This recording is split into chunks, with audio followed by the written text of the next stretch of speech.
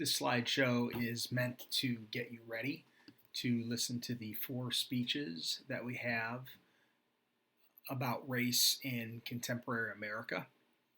I will go through each of the speeches and the 3 victims in these cases that we're going to be listening to.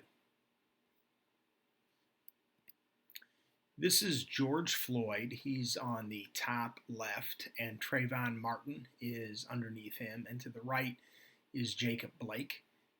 George Floyd was killed in a police altercation earlier this year in Minneapolis, Minnesota during our spring quarantine. It would be, I would say, one of the things that has made 2020 so awful. Trayvon Martin is an older case. It happened a few years ago. It's very famous. You may have heard of it, but perhaps it predates you. And then Jacob Blake in the hospital bed did not die. He is paralyzed. They're not sure if it's forever or not yet, from the waist down. And he was the person in Kenosha, Wisconsin, associated with the later crime that Kyle Rittenhouse, the young 17-year-old boy from Illinois, was arrested for.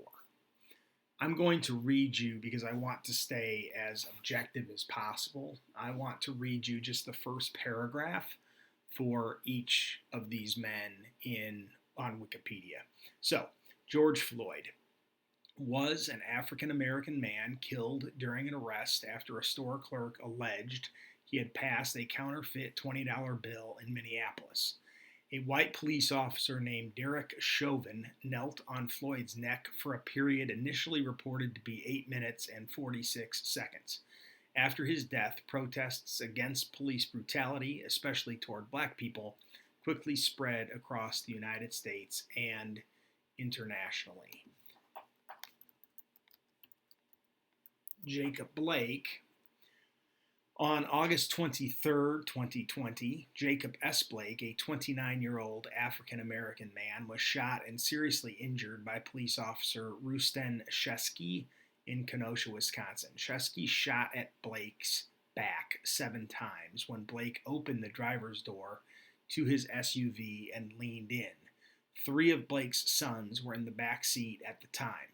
Earlier during the encounter, Blake had been tasered and had scuffled with officers. So clearly with George Floyd and Jacob Blake, there is some question as to whether or not they had broken laws prior to their altercation with police. I don't think that is the case with Trayvon Martin, although he did not have an altercation with the police.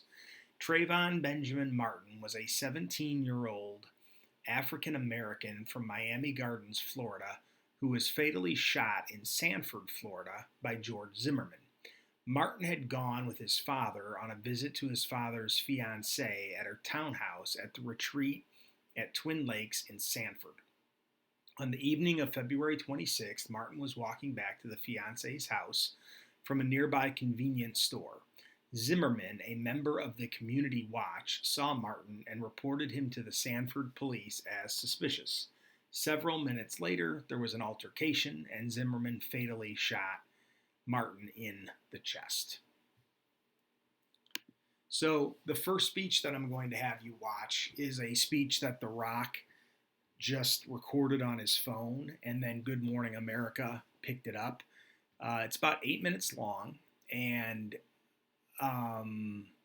it's mostly about leadership, and it's mostly about why nobody is stepping up to the plate to do something about all of the black men that seem to be dying across this nation. The second speech that you're going to listen to is probably, at least in terms of the one you're going to remember, this is going to be the one that you're going to remember, and it's because of the delivery. TAMIKA Mallory is an activist. She gave about a 2.5-minute speech, impassioned, on George Floyd's death. I think she says a lot of very controversial things, and we'll see how you feel about that. And then I want to give you two on the other side. This is Sheriff David Beth. He is the sheriff of Kenosha County, Wisconsin, where the Jacob Blake shooting took place. His press conference is actually 14 minutes long, which is, I realize, a little long. If you don't want to watch it all, you don't have to. But at least give it 5 or 6 minutes. Give this as much time as we give the other side of the issue. He says a lot of interesting things in defense of his police department, but also in defense of Jacob Blake. And then finally, I'm going to have you watch the closing testimony, the closing comments from George Zimmerman's attorney. His name is Mark O'Mara. This is the man that shot Trayvon Martin simply because he looked suspicious. He was wearing a hoodie. He was African American. He was young. George Zimmerman was a community watch member. He shot him. Spoiler alert, George Zimmerman was not convicted of any crime for this. And then I'll be asking you some questions, but my final slide, I just wanted to put police and Black Lives Matter movement members walking together, working with each other, because ultimately that's what I hope can happen.